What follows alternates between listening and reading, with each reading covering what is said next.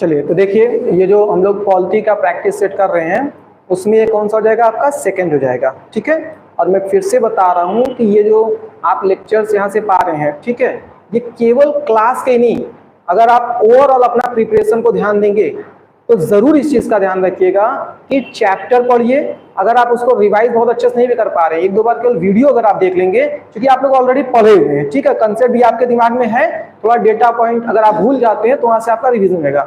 और तुरंत क्या करिए, उसका प्रैक्टिस सेट कर लीजिए। ठीक है, उसके अलावा आपको कोई अतिरिक्त प्रयास नहीं करना। अगर आप इतना भी कर लेते हैं, और जितने क्वेश्चन चूंकि चैप्टर वाइज करा रहे हैं, हर चैप्टर से पॉसिबल जो प्रीवियस ईयर के क्वेश्चन पूछे गए हैं प्लस जो मतलब आगे बढ़ने की संभावना है, मतलब एक एक चैप्टर से आप करीब करीब 45-50 क्वेश्चन लगा रहे हैं। ठीक है, और यहाँ पर पॉलिटी का जो पहला चैप्टर में देखे तो उसमें क्या था, शासन व्यवस्था के बारे में था। शासन व्यवस्था में जहां आपने संघात्मक शासन व्यवस्था, एकात्मक शासन व्यवस्था प्लस अध्यक्षात्मक शासन व्यवस्था, संसदीय शासन व्यवस्था, और उन सभी के आधार पर भारत में किस प्रकार की शासन व्यवस्था को अपनाया गया है। ठीक है, तो यहां तक का जो मैटर है वो आपका क्लास का लेक्चर और प्लस उससे रिलेटेड आपके जो प्रैक्टिस सेट है, ये दूसरा प्रैक्टिस सेट है, और दो प्रैक्टिस सेट के थ्रू हम लोग क्या कर रहे हैं, पूरा आपका जो शासन प्रणाली है उसको कवर करने की कोशिश करेंगे। ठीक है, चलिए स्टार्ट करते हैं। यहाँ पर देखिए, यहाँ पर फर्स्ट क्वेश्चन क्या है, संघीय व्यवस्था एवं एकात्मक व्यवस्था में निम्नलिखित अंतर पर विचार कीजिए। पहले पूरा क्वेश्चन लोग देख लेते हैं। ठीक है, तो बस 4 कूट दिया है, 4 ऑप्शन है, उसी में से हम लोग को ही देखना है। देखिए, संघीय व्यवस्था में एकात्मक व्यवस्था में निम्नलिखित अंतर पर विचार कीजिए। संघीय व्यवस्था में लिखित संविधान होता है, जबकि एकात्मक व्यवस्था में लिखित या अलिखित संविधान होता है। सही है, बिल्कुल ठीक है, तो ये बात तो आपका फिलहाल अभी सही ही है।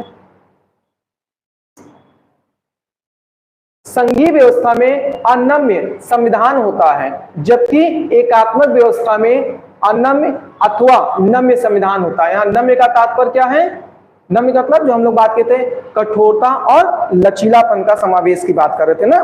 तो जानते हैं कि जो संघीय व्यवस्था होता है ना, उसमें कठोर संविधान का प्रावधान, जैसे आपने यूएसए को देखा था।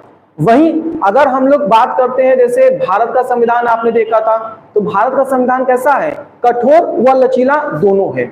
लेकिन अगर हम लोग वैश्विक दृष्टिकोण से देखें तो जहां कहीं भी एकात्मक शासन प्रणाली अपनाया जा रहा है, जैसे कि अगर आप देखें तो ब्रिटेन में, तो ऐसा वहां पर ये निश्चित नहीं है कि आपका संविधान कठोर ही हो या वो लचीला ही हो। कठोर भी हो सकता है, लचीला भी हो सकता है, या दोनों का समावेश भी हो सकता है। ठीक है, तो ये बात भी यहाँ पर सही है। संघीय व्यवस्था में तो फिक्स है, आपको कठोर संविधान रखना पड़ेगा। ठीक, और एकात्मक में देखिए यहाँ पर अनम्य अथवा नम्य किसी भी तरह का हो सकता है। तीसरे स्तर पर हम लोग बात करें, संघीय व्यवस्था में द्विसदनीय विधायिका होती है, जबकि एकात्मक व्यवस्था में एक सदनीय विधायिका होती है। संघीय व्यवस्था में द्विसदनीय विधायिका होती है। पहले हमको ये बात बताइए, क्या ये सही है? सही है। जैसे मान लेते हैं अगर लोग संघीय व्यवस्था की बात करें तो आप अमेरिका देख रहे हैं, और अमेरिका में आपने देखा वहां पर 2 सदन है कि नहीं है, एक प्रतिनिधि सभा और दूसरा सीनेट है, 2 तो हो जा रहा है। अब दूसरे पॉइंट पे आते हैं, एकात्मक व्यवस्था में एक सदनीय विधायिका होती है। यहां पर प्रावधान यही निकल के आएगा कि अगर हम एकात्मक शासन व्यवस्था में करें तो ये कोई नियम नहीं है कि एक सदनी ही व्यवस्था होनी चाहिए। यहाँ पर क्या होगा, एक सदन की व्यवस्था भी हो सकती है और 2 सदन की व्यवस्था हो सकती है। ठीक है, ध्यान रखिएगा, भारत का संसदीय प्रणाली कहाँ से लिया गया है, ब्रिटेन से लिया गया है। ब्रिटेन एकात्मक शासन प्रणाली है। उसके बाद भी देखिए भारत में क्या है, 2 सदनों का प्रावधान है कि नहीं, ब्रिटेन में भी 2 सदनों का ही प्रावधान है। तो ये कोई फिक्स नहीं है, इसका मतलब ये बात क्या है, गलत है। संघीय व्यवस्था में संविधान की प्रधानता होती है। वापस आ जाइए, अमेरिका का आप देखे थे ना कि वहां पर क्या होता है, वहां पर हमेशा संविधान की सर्वोच्चता होती है, जबकि एकात्मक व्यवस्था में संविधान की कोई प्रधानता नहीं होती है। एकात्मक व्यवस्था में संविधान की कोई प्रधानता नहीं होती है। ध्यान रखिएगा, एकात्मक व्यवस्था के लिए पुनः यही बात निकल के आएगी कि यहाँ पर कोई इस बात की निश्चितता नहीं है। एकात्मक शासन प्रणाली में संविधान की मतलब आप कह सकते हैं प्रधानता हो भी सकती है और नहीं भी हो सकती है। ठीक है, तो इस आधार पे बात का कौन सा सही जा रहा है, सही नहीं है। ठीक है। तो यहाँ पर हमको ध्यान रखिए सही नहीं है, तो कौन सा हो जाएगा, डी हो जा रहा है आपका 3 और 4।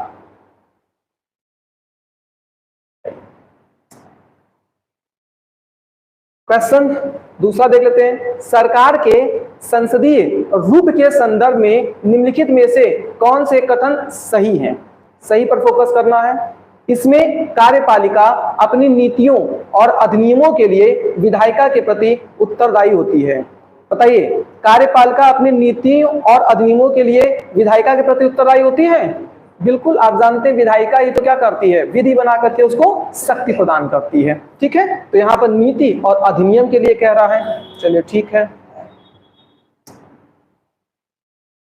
इसे सरकार का वेस्ट मिनिस्टर मॉडल भी कहा जाता है। वापस एक चीज ध्यान रखिएगा, किसे, क्योंकि यहाँ पर क्या है, संसदीय रूप के संदर्भ में बात किया जा रहा है। ठीक है, ध्यान रखिएगा, क्योंकि अभी मैंने आपको बताया ना, ये पॉइंट आपके लिए थोड़ा नया दिखाई दे रहा होगा कि ये वेस्ट मिनिस्टर मॉडल क्या हो गया है। ठीक है, तो देखिए यहाँ पर, क्योंकि मैंने आपको बताया ना कि जो संसदीय जो प्रणाली है उसका प्रावधान शुरू हो रहा ब्रिटेन से, और भारत के संदर्भ में अगर आप देखेंगे तो ब्रिटेन क्या है, उसके वेस्ट में पड़ रहा है। तो जिस समय भारत में ये व्यवस्था को स्वीकारा गया था, तो ब्रिटेन में ये जो संसदीय शासन प्रणाली का प्रावधान चल रहा था उसे वेस्टमिनिस्टर के नाम से भी जाना जाता था। जैसे यहाँ पे वेस्टमिनिस्टर मॉडल देख रहे हैं, वैसे आप कैबिनेट मंत्री मॉडल भी इसे कहते हैं, या मंत्री परिषद मॉडल भी कहते हैं। ठीक है, तो ये क्या है, ये भी ठीक है, इसे सरकार का वेस्टमिनिस्टर मॉडल भी कहा जाता है। ठीक है, रूस, ब्राजील, संयुक्त राज्य अमेरिका और श्रीलंका में इस प्रकार की सरकार है। सही है भाई, आपको सभी पता हो चाहे ना पता हो, अगर एक भी इसमें से पता चल गया आपको तो कम से कम पूरे का खंडन कर सकते हैं ना। और आप जानते हैं हम संसदीय व्यवस्था की बात कर रहे हैं ना, अमेरिका में क्या अपनाया गया है, अमेरिका में अध्यक्षात्मक शासन प्रणाली को अपनाया गया है ना।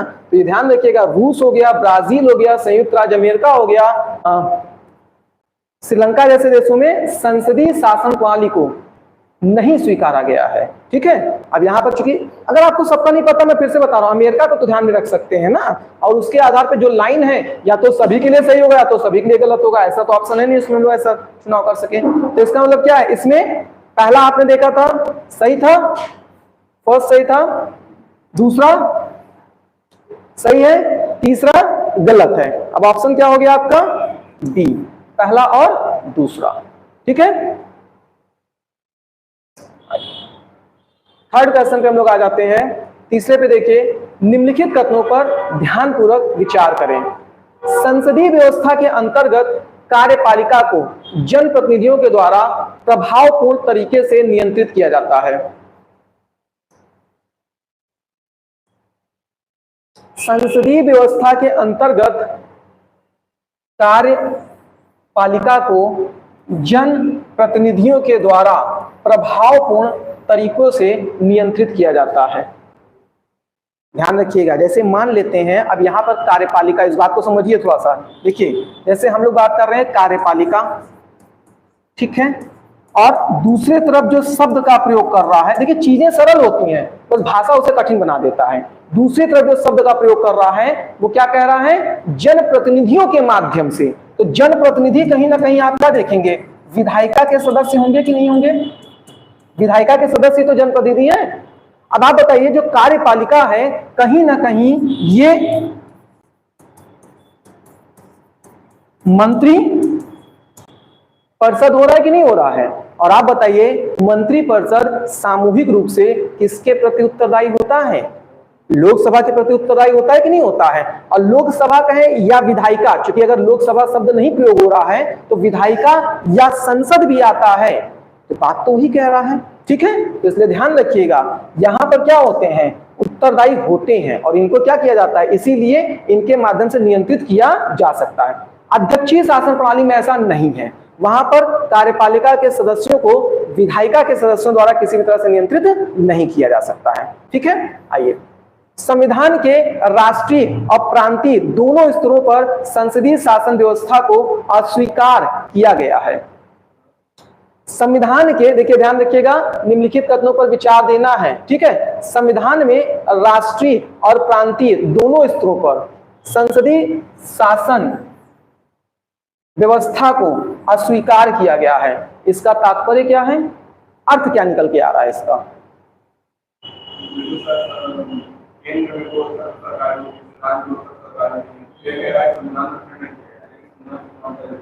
देखिए यहाँ पर संविधान में राष्ट्रीय और प्रांतीय दोनों स्तरों पर संसदीय शासन व्यवस्था को अस्वीकार किया गया है। सबसे पहले बताइए संसदीय शासन व्यवस्था क्या है? संसदीय शासन व्यवस्था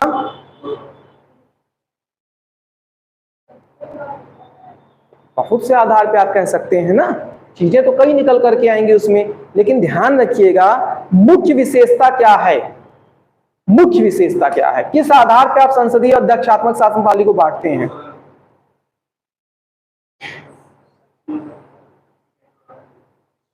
किस आधार पर संसदीय शासन प्रणाली और दक्षात्मक शासन प्रणाली का पृथक्करण किया गया है?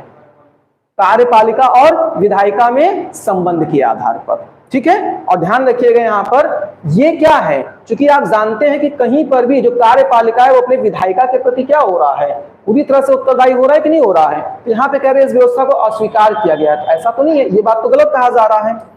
अब इसमें क्या हो जा रहा है आपका, केवल असत्य वाला करना है ना, ध्यान रखिएगा, असत्य ढूंढना है, केवल 2। ये बात समझ आई, ठीक है भाई। जब आप प्रांतीय स्तर पे भी आते हैं तो प्रांतीय स्तर पे भी देखिए कहीं ना कहीं जो मंत्री परिषद होता है वो प्रांतीय जो विधानसभा है उसके प्रति उत्तरदायी हो रहा है कि नहीं हो रहा है, ठीक है।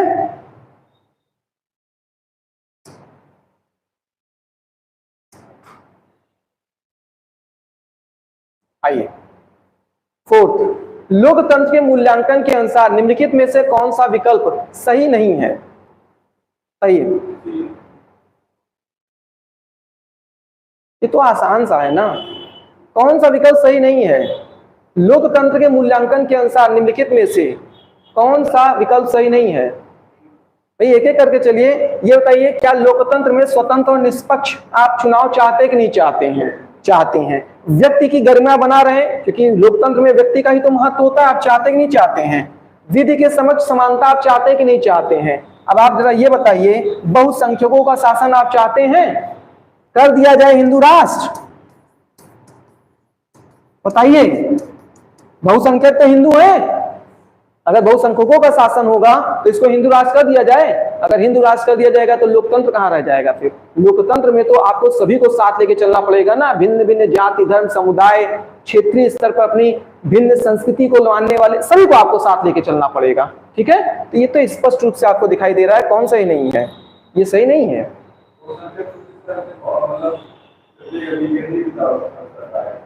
ना ना, बहुसंख्या का पहले मतलब तो समझा जाए, बहुसंख्या का मतलब संख्या के आधार पे हो गया ना।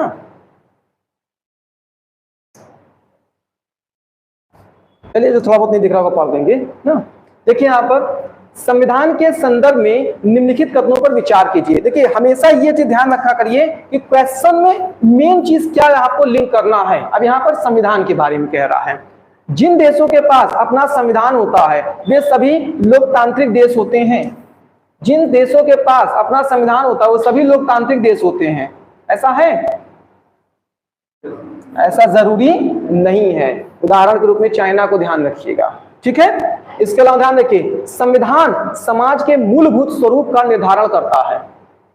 करता है नहीं करता है? बिल्कुल करता है, ठीक है। तो संविधान हमेशा क्या करेगा, जो समाज है उनके मूलभूत स्वरूप का निर्धारण करेगा, ठीक है। उपयुक्त कथनों में से कौन सा सही है? कौन सा सही है? बी, केवल 2।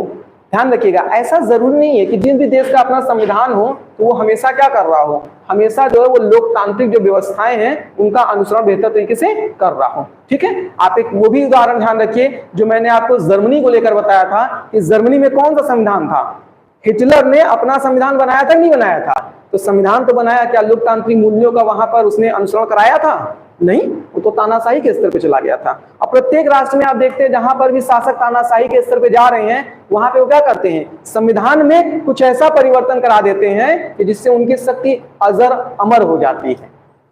संविधान तो रहता है लेकिन वो लोकतांत्रिक मूल्यों पर नहीं रह जाता है, ठीक है। क्लियर है ना? आइए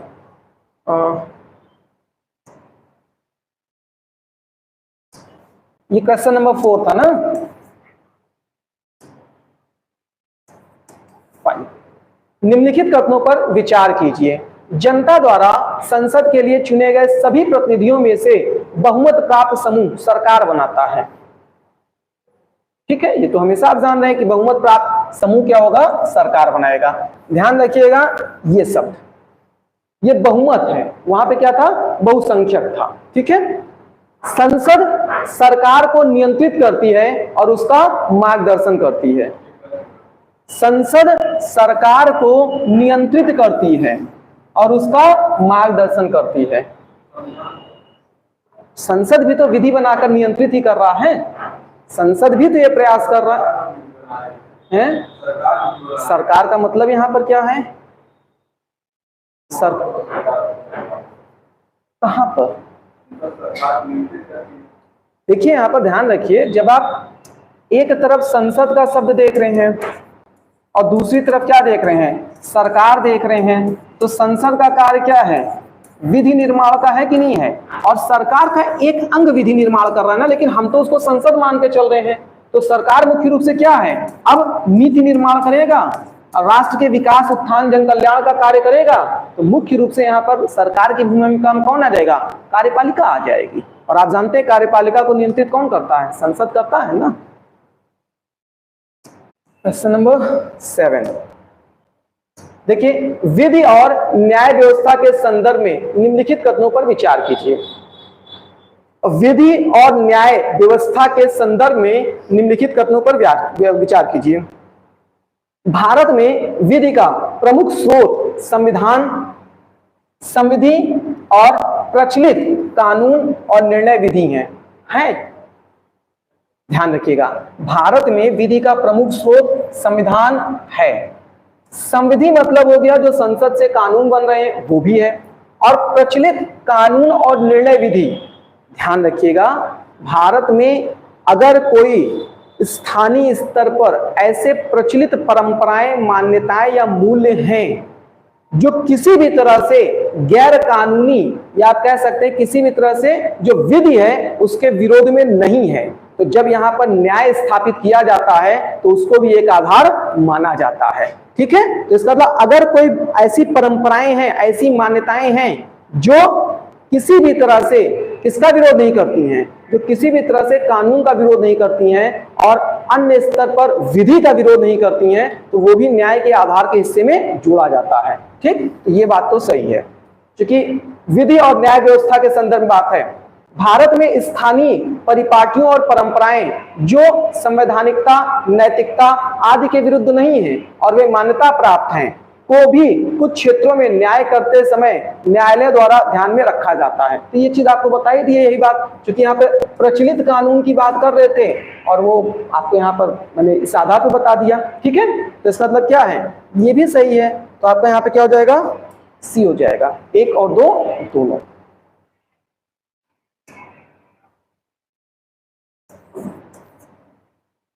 राजनीति सैद्धांतिकी के संदर्भ में निम्नलिखित कथनों पर विचार कीजिए, यानी राजनीति का जो सिद्धांत चलेगा क्या है, संविधान को आकार देने वाले सिद्धांतों एवं विचारों से संबंधित है। बताइए, संविधान को आकार देने वाले सिद्धांतों एवं विचारों से संबंधित है, होगा कि नहीं होगा? जाहिर सी बात है, जो राजनीतिक संविधान होगा, राजनीतिक जो सिद्धांत होंगे वो संविधानों को ही तो आकार देंगे, इसका मतलब संविधान के अनुसार ही तो कार्य कर रहे हैं। स्वतंत्रता, समानता तथा न्याय के अर्थों को स्पष्ट करना, ये भी है।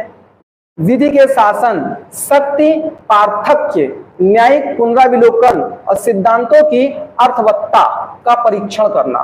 ठीक है, ये भी सही है, तो आपका क्या हो जाएगा, यहां पर तीनों पॉइंट से हो जाएगा। डी 1, 2 और 3।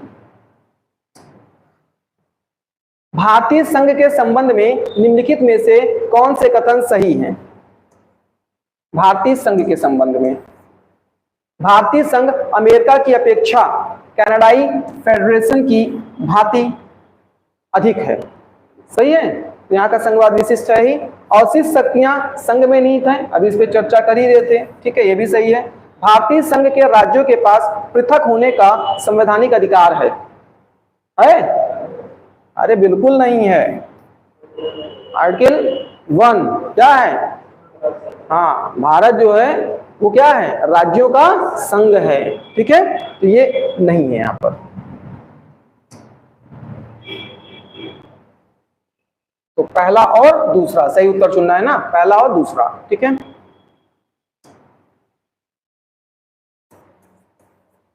निम्नलिखित नेताओं में से कौन दल रहित लोकतंत्र की अवधारणा से संबद्ध है, बताइए। ये तो एकदम फैक्चुअल पॉइंट वाला बताया था ना, बताया ना, गांधी जी, जयप्रकाश नारायण जैसे लोग क्या थे, वो ऐसे राजनीति के लिए भारत में पक्षधर थे जहां पर दल विहीन लोकतंत्र हो। ठीक है, तो कौन है यहां पर, जयप्रकाश नारायण। 11वां, निम्नलिखित में से कौन सा एक राजनीतिक वैधता का स्रोत नहीं है,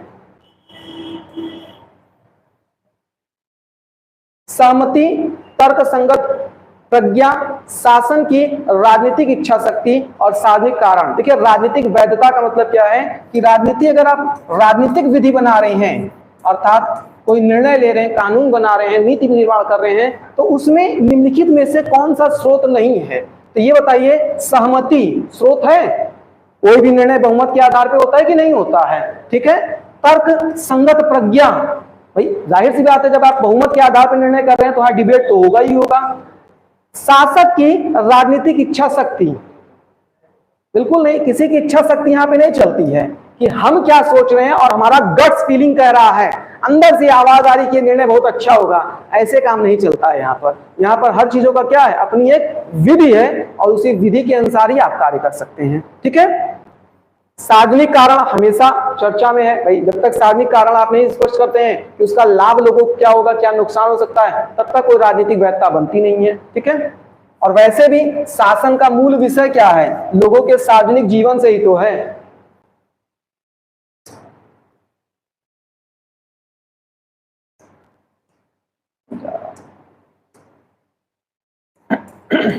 बारह, निम्नलिखित में से कौन सी सरकार संसदीय प्रणाली की विशेषताएं हैं, संसदीय प्रणाली की विशेषताएं,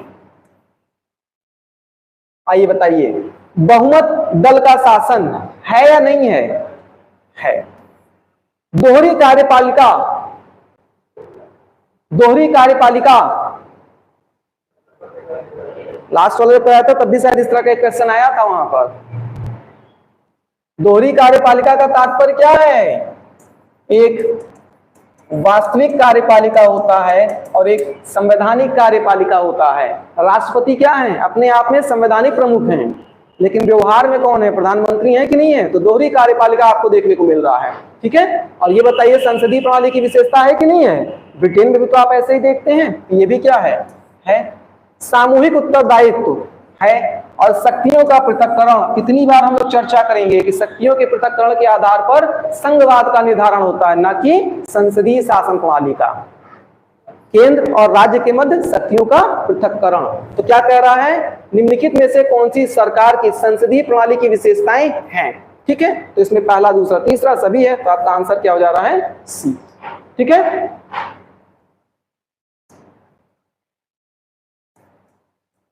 13, भारतीय संविधान की संघीय संरचना के संदर्भ में निम्नलिखित कथनों पर विचार कीजिए। फिर से यहां ध्यान रखिए, एक तो भारतीय संविधान और दूसरा संघीय संरचना। ठीक है, इसका मतलब अमेरिका के मॉडल को छोड़ करके भारत के मॉडल पर हम लोग आ जाएं। केंद्रीकरण प्रवृत्ति में यह केंद्रीकरण प्रवृत्ति में यह कनाडाई संघ के मॉडल के समान है, बिल्कुल है। या केंद्र के अनुचित हस्तक्षेप के खिलाफ राज्यों के हितों की रक्षा के लिए एक ऊपरी सदन का प्रावधान करती है। केंद्र के अनुचित हस्तक्षेप के खिलाफ राज्यों के हितों के लिए ही तो क्या है आपका राज्यसभा है कि नहीं है। ठीक है, जो पूरे राज्यों का प्रतिनिधित्व करता है, ताकि केंद्र सदन में बैठकर कोई भी कानून बनाए तो ऐसा ना हो कि वो कानून ऐसा बने कि राज्यों पर वो कानून क्या हो जाए, उनकी शक्ति का अधिग्रहण कर लिया जाए। राज्यसभा के सदस्य उस पर सहमति नहीं देंगे, इसलिए देखते प्रावधान भी क्या है कि दोनों ही जगहों से कोई भी बिल जो है पास होकर के गुजरना चाहिए। ठीक है, तो यह केंद्र के अनुचित हस्तक्षेप के खिलाफ राज्यों के हितों की रक्षा के लिए ऊपरी सदन का प्रावधान है, अपर हाउस है ना। उच्च सदन के रूप में राज्यसभा पाया भी जाता है। तो यहां पर क्या है, दोनों सही है कि नहीं है, सही है दोनों।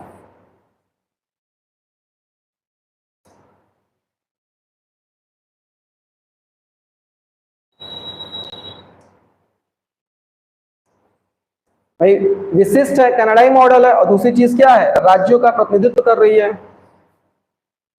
पढ़ने में पढ़ा जा सकता है। संसदीय और एकात्मक सरकारों के संदर्भ में निम्नलिखित कथनों पर विचार कीजिए। संसदीय और एकात्मक सरकारों के संदर्भ में निम्नलिखित कथनों पर विचार कीजिए। एकात्मक सरकार में एक लिखित संविधान होना चाहिए। एकात्मक में एक लिखित संविधान होना चाहिए, ऐसा कुछ है? ऐसा तो नहीं है, संघात्मक में होना चाहिए। संघीय सरकार में संविधान सर्वोच्च होता है, बिल्कुल संविधान की सर्वोच्चता होती है। एकात्मक सरकार में संविधान कठोर या लचीला हो सकता है, तो दोनों हो सकता है, कठोर भी हो सकता है और लचीला भी हो सकता है। तो यहां पर आपका क्या हो जा रहा है, सही चुनना है, तो 2 और 3। ठीक है, क्वेश्चन फिर से पढ़ दे रहे हैं। संघीय और एकात्मक सरकारों के संदर्भ में निम्नलिखित पर विचार कीजिए। एकात्मक सरकार में एक लिखित संविधान होना चाहिए, पहला पॉइंट है। संघीय सरकार में संविधान सर्वोच्च होता है, ये दूसरा पॉइंट है। और तीसरा है, एकात्मक सरकार में संविधान कठोर या लचीला हो सकता है। ठीक है, तो 2 और 3 यहां पर सही हैं।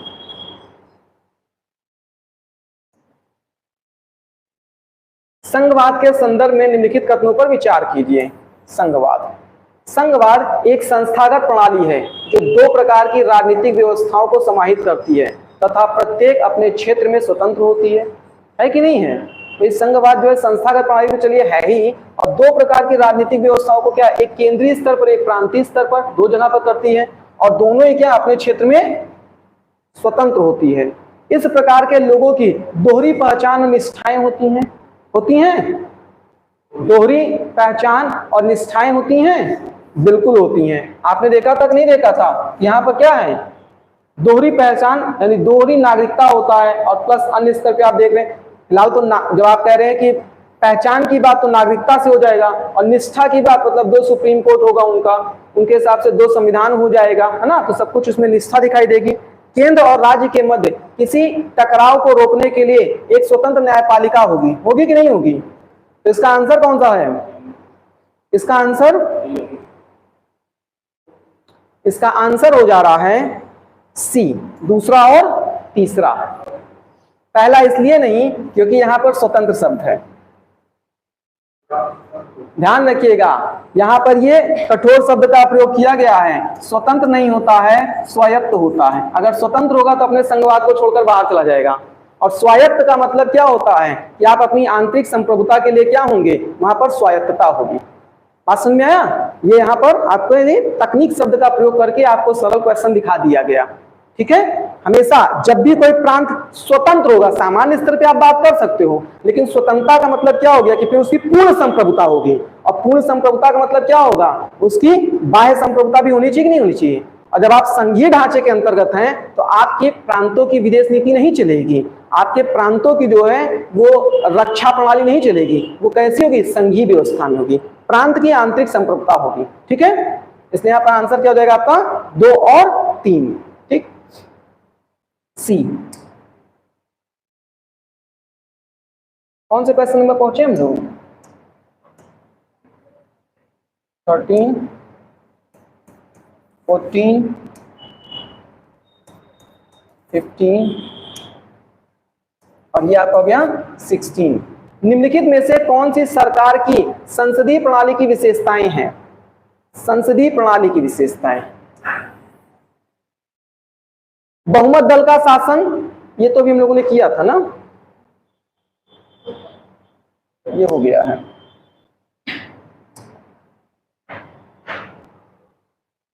चलिए 16 इसे मान लेते हैं। भारत के संदर्भ में संसदीय शासन प्रणाली में निम्नलिखित में से कौन सा यह सिद्धांत संस्थागत रूप में निहित है? इसमें संसदीय शासन प्रणाली में मंत्रिमंडल के सदस्य संसद के सदस्य होते हैं बिल्कुल होते हैं, क्योंकि ये इसलिए कहा जा रहा है ना कि जब आप अध्यक्षात्मक शासन प्रणाली पढ़ेंगे तो वहां पर जो कार्यपालिका होता है वो विधायिका के सदस्य नहीं होते हैं, और अगर कार्यपालिका यानी मंत्रिमंडल हो गया तो जाहिर सी बात है कि जो विधायिका हो गया उसका मतलब संसद हो गया, तो उसके सदस्य वहां नहीं होंगे, यहाँ पर तो होते हैं। जब तक मंत्रियों को संसद का विश्वास प्राप्त रहता है तब तक ही वह अपने पद पर बने रहते हैं। सही है, अरे भाई आपने देखा है ना कि अगर आप संसद की सदस्यता खो देते हैं तो अधिकतम 6 माह तक रहेंगे, नहीं तो फिर क्या होगा, आपकी मंत्री पद से जो आपका जो मंत्री का जो पद है वो आपके स्वतः छीन लिया जाएगा ना। इसका मतलब क्या है, संसद का विश्वास मत प्राप्त होना चाहिए कि नहीं होना चाहिए आपको। इसका मतलब संसद के किसी सदन के सदस्य आपके होना अनिवार्य है। ठीक है,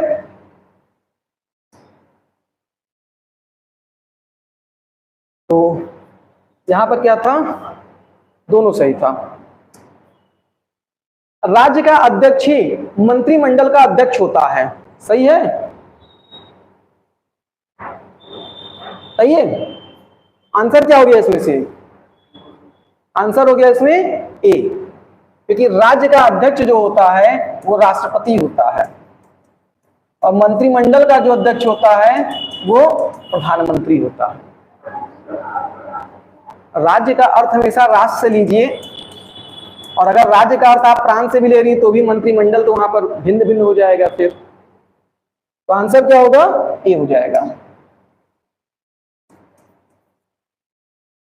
निम्नलिखित में से कौन सी भारतीय संविधान की एकात्मक विशेषताएं हैं? एकल नागरिकता, एक संविधान, एकीकृत न्यायपालिका, संघ और राज्यों के बीच शक्ति का पृथक्करण, आपातकालीन प्रावधान। होगा कि नहीं होगा, देख लीजिए यहां पर एकल नागरिकता है, एकल संविधान है, एकीकृत न्यायपालिका का मतलब क्या हो गया, अंततः तो ले जाकर के सुप्रीम कोर्ट एक ही ना हो रहा है। जैसे आप देखते हैं संघात्मक शासन प्रणाली में संघ का अलग सुप्रीम कोर्ट होता है, प्रांतों का अलग होता है, यहाँ पर ऐसा नहीं है। और प्लस संघ और राज्यों के बीच शक्ति का पृथक्करण होता नहीं है। ठीक, ये आप कई बार चर्चा कर चुके हैं। आपातकालीन प्रावधान क्या है, देखिए आपातकालीन प्रावधान में जैसे मान लेते हैं कहीं पर भी, जैसे 356 क्या है, राष्ट्रपति शासन है। अब राष्ट्रपति शासन के स्थिति में बताइए प्रांतों पे सरकार किसकी निहित हो जाती है, संघ की होती नहीं होती, यानी संघ की शक्ति यहाँ पर अधिक आपको दिखाई दे रही कि नहीं दिखाई दे रही है। ये तो कहीं ना कहीं आपको एकात्मक शासन प्रणाली की विशेषता दिखाई दे रही है। ठीक है, तो चौथा छोड़ दीजिए, बाकी सभी हो जा रहा है। तो पहला, दूसरा, तीसरा और पांचवा। निम्नलिखित में से कौन सी एक भारतीय संघ राज्य पद्धति की विशेषता नहीं है? भारतीय संघ राज्य,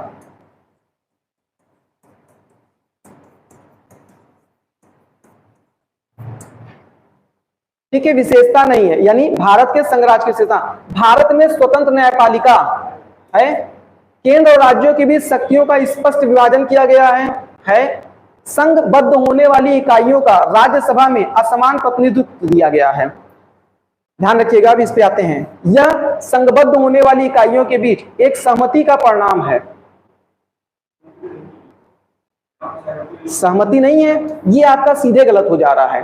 कारण क्या है, जैसे भारतीय संघवाद की विशेषता आप देख रहे हैं ना, और हम लोगों ने चर्चा किया था कि इंडियन मींस जो भारतीय संघवाद है उसके लिए आप क्या कहते हैं, उसके लिए यूनियन शब्द का प्रयोग किया गया है, जबकि अमेरिका का जो संघवाद है उसके लिए क्या है, फेडरेशन शब्द का प्रयोग किया गया है। और इसी वजह से तो भारतीय संघवाद विशिष्ट हो जा रहा है, क्योंकि यहाँ पर यूनियन शब्द का प्रयोग करके बताया गया कि यहाँ का संघवाद जो है ये अपनी प्राचीन परंपराओं और प्राचीन मान्यताओं के अनुसार एक एकीकृत राष्ट्र है, जबकि अमेरिका क्या है, अमेरिका जो है वो आपस में एक समझौता किया गया है। ठीक है, अब इसके अलावा देखिए, तो ये तो गलत हो गया, तो यहाँ आपको आंसर मिल गया। संघबद्ध होने वाली इकाइयों को राज्यसभा में असमान प्रतिनिधित्व दिया गया है, असमान प्रतिनिधित्व दिया गया है। ठीक है, तो ये ऐसा कोई विशेष नहीं है जो आप मतलब उसको अलग काट सकें। मतलब ये समझ में आ रहा है, राज्यसभा में असमान प्रतिनिधित्व, क्योंकि जैसे आप अमेरिका में देखते हैं तो अमेरिका में क्या होता है, प्रत्येक राज्य से 2 सदस्य जाते हैं कि नहीं जाते हैं, लेकिन भारत में क्या है, भारत में जनसंख्या को आधार बनाया गया और जनसंख्या का आधार विधानसभा की संख्या पे होता है, और विधानसभा के माध्यम से क्या, और उसी के आधार पर राज्यसभा के सदस्यों का भी चुनाव हो रहा है। ठीक है,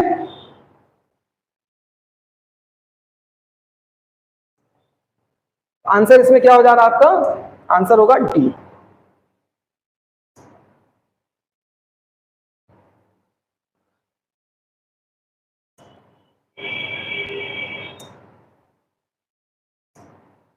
ये आपका 18 नंबर हो जा रहा है, 19। अध्यक्षात्मक शासन प्रणाली के संदर्भ में निम्नलिखित कथनों पर विचार कीजिए। इसमें राष्ट्रपति राष्ट्र का प्रमुख होता है, अध्यक्षात्मक में होता है।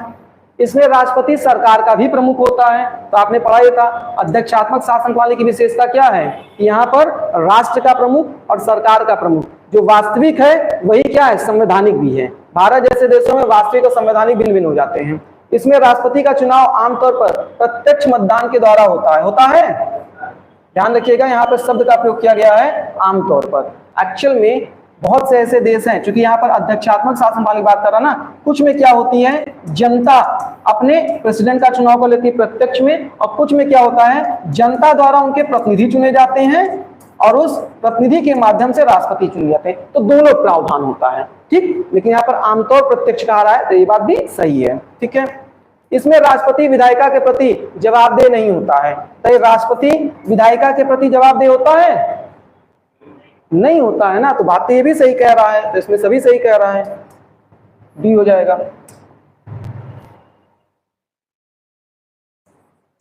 20वां क्वेश्चन, निम्नलिखित कथनों पर विचार करें। उदारवादियों का मानना है कि राजनीतिक, आर्थिक और सामाजिक असमानताएं एक दूसरे से अनिवार्यता जुड़ी हुई हैं। पढ़ लीजिए पहले, थोड़ा सा आपको अलग तरह का क्वेश्चन दिखाई दे रहा है। उदारवादियों का मानना है कि राजनीतिक, आर्थिक और सामाजिक असमानताएं एक दूसरे से अनिवार्यता जुड़ी हुई हैं। समाजवादियों के अनुसार लोकतंत्र राजनीतिक समानता प्रदान करने में मददगार हो सकता है, लेकिन सामाजिक भिन्नताओं और आर्थिक असमानताओं के समाधान के लिए विविध रणनीतियों की खोज करना भी जरूरी है। उदारवादियों के लिए असमानता अपने आप में समस्या नहीं है, बल्कि वे केवल ऐसी अन्यायी और गहरी असमानताओं को सही समस्या मानते हैं जो लोगों की व्यक्तिगत क्षमताएं विकसित करने से रोकती हैं। अब ये कुछ अलग अवधारणा पे आपको क्वेश्चन दिखाई दे रहे हैं। तो पहले यहाँ पर ध्यान रखिएगा कि ये जो पहला पॉइंट कह रहा है ये वास्तव में उदारवादियों की नहीं, ये समाजवादियों के अनुसार होता है। इसको और स्पष्ट कर देते हैं। ये जो उदारवादी है, अगर यहाँ पे एक शब्द होता समाजवादी, तो अब इसको पढ़िए। समाजवादी का मानना है कि राजनीतिक, आर्थिक और सामाजिक असमानताएं एक दूसरे से अनिवार्यता जुड़ी हुई हैं। आप जानते हैं जब हम लोग समानता की बात करते हैं तो आर्थिक, सामाजिक और राजनीतिक स्तर पे हम लोग असमानता की बात करते नहीं करते हैं, और एक के बाद दूसरा क्या करता है, क्योंकि हमारे क्या देखिए आरक्षण का प्रावधान इसीलिए ना किया गया है। आरक्षण के प्रावधान में आप देखेंगे तो राजनीतिक स्तर पे क्या है, आरक्षण दिया गया, क्योंकि माना जाता है राजनीतिक स्तर से अगर हम जो असमानता है उसको समाप्त करेंगे तो उसके बाद दूसरा चेन अपने आप उससे जुड़ जाएगा और तीसरा चेन अपने आप जुड़ जाएगा, ठीक है। तो अनिवार्यता एक दूसरे से जुड़ी हुई मानी जाती है। और यहाँ पर ये जो समाजवादियों की बात कर रहे हैं ये किसकी है, ये उदारवादी की विचारधारा है। उदारवादियों के अनुसार लोकतंत्र राजनीतिक समानता प्रदान करने में मदद हो सकता है, ठीक है, लेकिन सामाजिक भिन्नताओं और आर्थिक असमानताओं के समाधान के लिए विविध रणनीतियों की खोज करना भी जरूरी है, ठीक है। तो ये ध्यान रखिएगा। अब इस तरह से क्या है, दोनों पॉइंट तो पहले खत्म हो गए। उदारवादियों के लिए असमानता अपने आप में समस्या नहीं है। अब बताइए समाजवादियों के लिए समस्या है कि नहीं है? समाजवादियों के लिए तो हमेशा से समस्या है, इसलिए क्योंकि समाजवादी तो इसी बात पे नाम ही समाजवादी हुआ है कि समाज में असमानताओं को दूर करना। लेकिन उदारवादियों के लिए कभी ये समस्या नहीं मानी जाती। उदारवादियों को माना जाता है कि वो धीरे धीरे करके समानता अपने आप स्थापित हो जाता है। ये समाज का कोई बहुत विशेष ऐसा विषय नहीं है जिसपे चिंतित होने की जरूरत है, प्रयास जरूर करिए। लेकिन समाजवादियों का पूरा सिद्धांत यही शुरू होता है, चाहे वो कार्ल मार्क्स का सिद्धांत हो, वो भी तो समाजवादी विचारधारा लेकर के आते हैं कि समाज में क्या होना चाहिए, एक रूपता होनी चाहिए। इसीलिए क्या उच्च वर्ग और निम्न वर्ग की बात करते हैं कि उनमें बीच में खाई को भरना है। और भारत के भी पृष्ठभूमि पे समझें तो जो गांधी और नेहरू से प्रभावित समाजवाद है उसमें भी यही बात कहा गया है कि हमको क्या करना है, जो नीचे हैं उनको ऊपर लाना है और जो ऊंचे हैं उनको और ऊपर ना भेजें, वहीं रुके रहें, और हो सके तो दान दक्षिणा देकर के थोड़ा नीचे आ जाएं ना। तो तीसरा पॉइंट क्या है आपका, सही है, आंसर जाएगा केवल डी, ठीक है।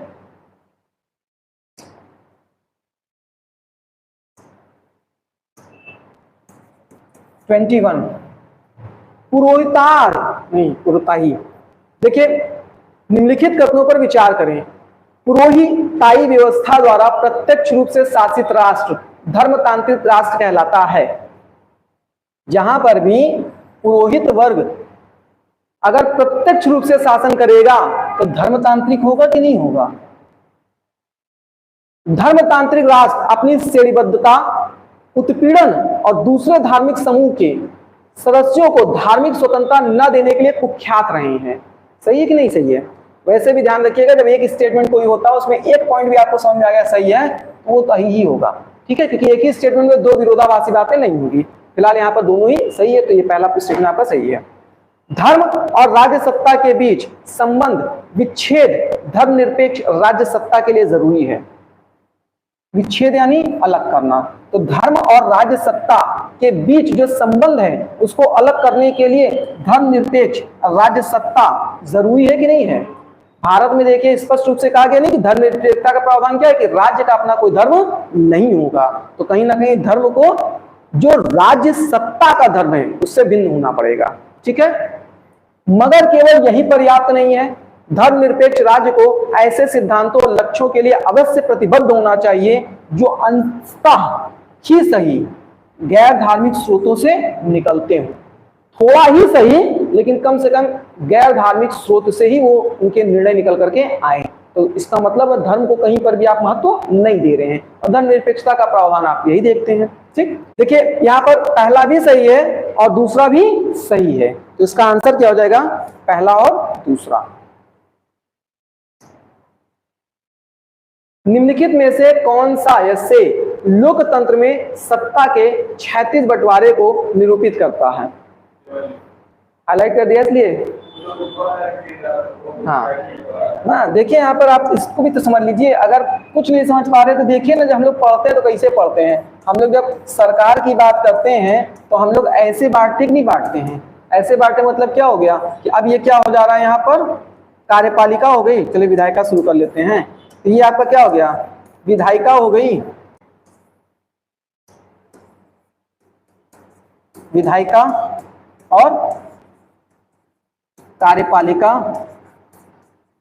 और न्यायपालिका, ठीक है, क्योंकि कोई किसी के अधीन नहीं है, ठीक। जबकि अगर हम लोग उसको छोड़िए, उससे नहीं मतलब, हम लोग यहाँ पे देख लेते हैं, एक आपका क्या होता है, एक केंद्रीय सरकार होता है, और केंद्रीय सरकार के नीचे फिर क्या होता है? प्रांतीय सरकार होता है, और प्रांतीय सरकार के नीचे फिर क्या होता है?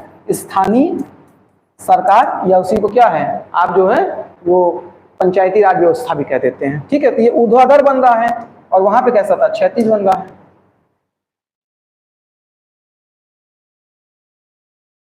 क्षैतिज बंटवारे को निरूपित करता है ना, एक हो जाएगा।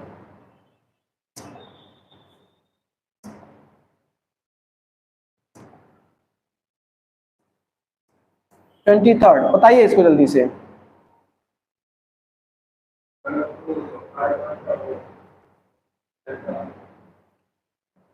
इसको हटा दीजिए, ये भी शामिल होता है, ये भी शामिल होता है और ये भी शामिल होता है, ठीक है, सरकार के अंग के अंतर्गत। संकीर्ण राजनीतिक संस्कृति समानता कहाँ देखी जाती है? विकासशील समाज में, बहुदलीय पद्धति वाले समाज में, विकसित समाज में, या राजतंत्रीय समाज में? विकासशील समाज में। अब पहले संकीर्ण राजनीतिक संस्कृति क्या होती है इसे समझ लीजिए। संकीर्ण राजनीतिक संस्कृति का मतलब ऐसी राजनीति जहां पर वहां के लोगों को राजनीति की समझ ना हो, वो केवल क्या करते हैं, अपने अपने दलों के आधार पर, जैसे भी दल उनको बांट कर रखा हुआ है, बस वो जाते हैं और चुनाव में अपना मतदान देकर के चले जाते हैं। विकासशील देशों की एक बहुत बड़ी ये समस्या रहती है कि यहाँ पर मतलब राजनीतिक मामले में जो लोग होते हैं वो क्या होते हैं, वो एक तरह से अंधे होते हैं, उनको सही और गलत का जो है मूल्यांकन करने की स्वयं की शक्ति नहीं होती है। उसे हम लोग क्या कहते हैं? संकीर्ण राजनीतिक संस्कृति कहते हैं। क्योंकि लोकतंत्र है ना, लोकतंत्र में एटलीस्ट जनता को अपने सरकार को चुनने के लिए सही और गलत की जानकारी तो होनी चाहिए। हमारे क्या कितने लोगों को राजनीति की समझ है, आप बताइए? कितने लोगों को ये विषय पढ़ने के बाद तो समझ में आता, अच्छा राजनीति ऐसे चलती है, नहीं तो राजनीति कैसे चलती है वो भी नहीं पता होता है। मतदान हम किसे, क्यों, कब, कहां दे रहे हैं, कितने % लोग जानते होंगे? आप देखिए अच्छे अच्छे पढ़े लिखे लोगों से पूछ लीजिए कि भैया अच्छा ये बताओ पिछले सरकार ने क्या कार्य किया था और अब की सरकार ने क्या कार्य किया है, तो हालांकि भारत जैसे देशों में पिछले 10 वर्षों में क्या है, लोगों के तर्क बढ़ गए हैं। अब लोग बताने लगे हैं कि पिछली सरकार ने क्या किया था और अब की सरकार ने क्या किया था, लेकिन वो कैसा ज्ञान देते हैं, वो व्हाट्सएप ज्ञान देते हैं ना, जिसमें उनके पास ज्ञान का कितना पुष्टि है आप इस पे विश्वास नहीं कर सकते हैं। पता चला एक दल विशेष से जुड़े हुए हैं, उस दल विशेष से संबंधित तमाम प्रकार के ग्रुप में जुड़े हुए हैं, उस ग्रुप में जो भी मतलब मैसेज आ रहा है वही मैसेज को क्या वास्तविकता मान लेते हैं। अगर वो उसके समर्थन में है तो क्या होगा, अब दूसरा वाला उनको खराब दिखाई दे रहा है, और जिसके समर्थन में जो भी किसी मैसेज की पुष्टि होती है, इसमें जो बात कही जा रही है, क्या कभी आप ही लोग बताइए, ठीक है, आप लोग इतने मतलब बड़े स्तर पे आकर पढ़ाई कर रहे हैं, आप बताइए जब आपके पास कोई भी किसी भी प्रकार का आपके पास कोई मैसेज आता है और उस मैसेज में जब किसी बात को कहा जाता है, खास तौर से डेटाबेस होता है, कभी आपने नेट पे चेक मारा, रीचेक किया उसको कि जो बात यहां पर कहा जा रहा है वो सही या गलत है? मान लेते हैं आप कर लेते हैं। अगर आप उसको यूपीएससी के कॉन्सेप्ट से करते हैं तब तो चलिए वो तो पढ़ाई के दृष्टिकोण से हो गया, नहीं सामान्यता आप बताइए लोग क्या करते हैं, उन्हीं डेटा को फैक्ट मान लेते हैं, नहीं मान लेते हैं। बीच में देखिए वो सर आ नहीं रहे, नहीं 2-3 बार उनसे इस चीज के लिए क्लास में ही हो गया ना, कि जब वो किसी बात को कहते तो मैं कहा आप दिखाइए कहां पर ऐसी बात कही गई है, क्योंकि व्हाट्सएप मैसेज में तो पढ़ लिए, फिर वो नेट पे खोजते रह जाते थे, फिर कहीं कुछ नहीं मिलता था। इसका मतलब क्या है, यहाँ पर फेक मैसेजेस ज्यादा चलते हैं। अभी हम लोग जब करंट पढ़ेंगे ना तो उसमें बताएंगे जो वैश्विक मतलब रिस्क रिपोर्ट आया है, ग्लोबल रिस्क रिपोर्ट, उसमें भारत के लिए आने वाले सदी में सबसे बड़ा जो संकट है वो जानते हैं क्या है? एक है गलत सूचना और दूसरा है दुष्सूचना।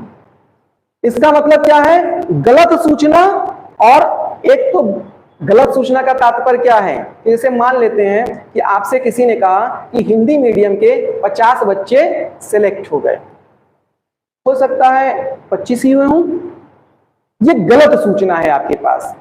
और किसी ने कह दिया हिंदी मीडियम के बच्चे कभी सिलेक्ट ही नहीं होते हैं, ये कैसा है, ये उसकी आलोचनात्मक सूचना है जिसका गलत और सही से कोई मूल्य ही नहीं निकल करके आ रहा है। डेटाबेस आपका बात सही हो लेकिन डेटा ऊपर नीचे हो जाए तो गलत सूचना होती है, और एक होता है कि सूचना आपके पास ऐसी आ गई जिसका कोई आधार ही नहीं होता है, तो वो कैसा होता है, दुष्सूचना होती है। वो भी गलत सूचना आपके पास हो जाएगी, वो भी गलत सूचना आपके पास रहेगी। मैं उन शब्दों का प्रयोग कर रहा हूं जिसको जो है वो ग्लोबल रिस्क रिपोर्ट ने अपने यहाँ प्रयोग में लाया। गलत सूचना और दुष्सूचना, ये 2 शब्द बताया है, आने वाले समय में भारत के लिए सबसे बड़ी चिंता का विषय है। कारण सोशल मीडिया ना, तो वहां पर वही चीजें यहाँ पर, ये राजनीतिक क्या होता है, संकीर्णता होती है। हाँ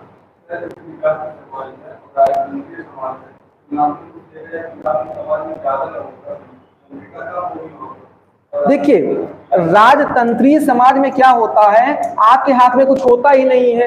आप ना, राजतंत्रीय समाज में भी क्या होता है, यहां पर भी लोगों के पास क्या होता है, कानून की समझ या जानकारी जो होती है विकासशील देश से ज्यादा होती है। कारण क्या है, इनको पता है हम कोई अपराध करेंगे तो राजा हमको क्या दंड देने वाला है, हम किसी प्रकार का गलत व्यवहार करेंगे तो राजा किस तरह का हमको दंड देने वाला है। आप बताइए विकासशील समाज में कितने लोगों को पता है कि जब आप ट्रैफिक का किसी तरह से मतलब नियमों का पालन नहीं कर रहे हैं तो उसके दंड का प्रावधान है भी या नहीं है, तो क्या है। कितने लोगों को पता है कि जब आपके साथ ट्रैफिक पुलिस किसी तरह का बिहेव करता है तो उसका एक्चुअल में सही कानून क्या है। कितने लोगों को पता है जब पुलिस उनके साथ किसी तरह का ट्रीटमेंट करता है तो उसका एक्चुअल में कानून क्या है, पता है, बहुत सीमित स्तर पे ना। तो ये क्या है, विकासशील देशों की संकीर्णता मानी जाएगी। ठीक है,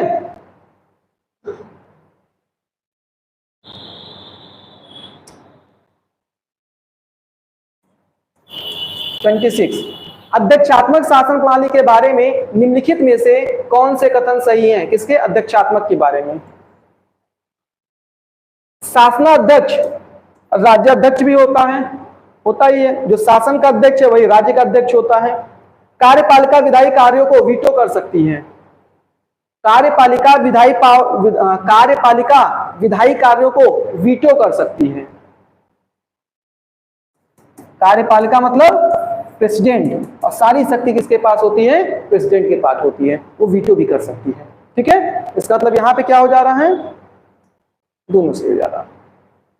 निम्नलिखित में से कौन सी एक भारतीय परिसंघवाद की विशेषता है? प्रत्येक राज्य की सरकार स्वयं की शक्तियां होती हैं। परिसंघी मतलब विशिष्ट संघवाद से आप समझिए, भारतीय संघवाद से समझिए। तो यहाँ पर क्या प्रत्येक राज्य की स्वयं की शक्तियां होती हैं कि नहीं होती हैं? अरे भाई, राज्य सूची का विषय होता है कि नहीं होता है? और जब राज्य सूची का विषय होगा तो उसके माध्यम से क्या इनको इनकी शक्तियां भी मिल रही हैं। न्यायालयों को संविधान और सरकार के विभिन्न स्तरों की शक्तियों का निर्वचन करने की शक्ति है कि नहीं है? न्यायालयों को संविधान और सरकार के विभिन्न स्तरों की शक्तियों का निर्वचन करने की शक्ति है कि नहीं है?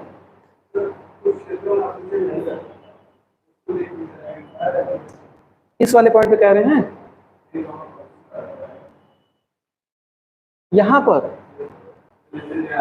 देखिए, यहां पर भाव क्या है? न्यायालयों को संविधान और सरकार के विभिन्न स्तरों की शक्तियों का निर्वचन करने की शक्ति, अर्थात आप इसको समझिए कि उसका पुनरावलोकन करने की शक्ति है कि नहीं है? तो वही बात तो निकल के आ रही ना। संविधान का जब दुरुपयोग होगा तो संविधान की शक्तियों को जांच करेगी, सरकार शक्तियों का दुरुपयोग कर रही उसकी जांच कर लेगी है। और राज्य केंद्रीय सरकार के अधीनस्थ होता है, ये गलत है। ठीक है, क्योंकि आप देखते हैं, जैसे मान लेते हैं संघ का क्या है? संघ की अपनी एक सरकार है, और प्रांत का क्या जरूरी है वही सरकार हो? सरकार वहां पे भिन्न भिन्न होती कि नहीं होती है? तो यहाँ पर क्या होता है? उसके अधीनस्थ नहीं होती है, इनकी अपनी स्वतंत्र स्वायत्तता होती है। ठीक है, सरकार के हर स्तर के लिए राजस्व के स्रोत स्पष्ट किए जाते हैं, ये ठीक है। निम्नलिखित में से कौन सी एक अध्यक्षात्मक स्वरूप की सरकार की विशेषता है? राष्ट्रपति विधायी निकाय का हिस्सा नहीं होता है। सही है, आप जानते हैं राष्ट्रपति कार्यपालिका के सदस्य हैं, और कार्यपालिका के सदस्य होते कभी विधायिका चुन करके आते नहीं है। ठीक है, यह विधायी और कार्यपालिका कृत्यों को पृथक नहीं करता है। अध्यक्षात्मक विधायी और कार्यपालिका कृत्यों को पृथक नहीं करता है ना, यहाँ पर तो अलग अलग होते हैं। ठीक है, तो निम्नलिखित में से कौन सी एक अध्यक्षात्मक स्वरूप सरकार की विशेषता है? ये है, ये नहीं है। राष्ट्रपति सामूहिक उत्तरदायित्व के सिद्धांत का पालन करता है। राष्ट्रपति सामूहिक उत्तरदायित्व के सिद्धांत का पालन करता है। राष्ट्रपति की पदावधि विधानमंडल के पूर्व तो नहीं है। एक अध्यक्षात्मक स्वरूप की विशेषता है। ठीक है, ये विशेषता है, ये नहीं है, ये भी नहीं है, और ये भी नहीं है। ठीक है, क्योंकि आप देखिए ना, राष्ट्रपति की पदावधि विधानमंडल पर निर्भर करती है। ऐसा कुछ है नहीं, आप जानते हैं अमेरिका में लोग बात करते हैं राष्ट्रपति क्या है, जो 4 साल के लिए बन गया तो 4 साल के लिए बन गया। ठीक है, ठीक है, तो इस तरह से ये आपका जो है जो क्वेश्चन थे। देखिए, हमेशा क्या होता है, जैसे आपने शासन व्यवस्था को बहुत अच्छे से पढ़ा, लेकिन उसके बाद जब आप क्वेश्चन देख रहे हैं तो क्वेश्चन में देखना किस किस प्रकार के तकनीकी शब्दों का प्रयोग किया जा रहा है। और प्लस अगर आप शासन व्यवस्था को पढ़ने के बाद ये क्वेश्चन की सीरीज लगा लेते हैं तो आपको वास्तव में हर चीज की बेहतर समझ होती है कि क्या छोटे छोटे पॉइंट कहां से निकल करके आ रहे हैं। और एक दो बार कर लेने पे क्या होता है, फिर वो आपके लिए लंबे समय के लिए तैयार हो जाता है, क्योंकि रटना नहीं है, फिर आप कॉन्सेप्ट खुद बिल्ड कर लेते हैं। ठीक है, क्लियर है? चलिए, हिस्ट्री वाला प्रैक्टिस कल करा देंगे। ठीक, चलिए, दैट्स ऑल।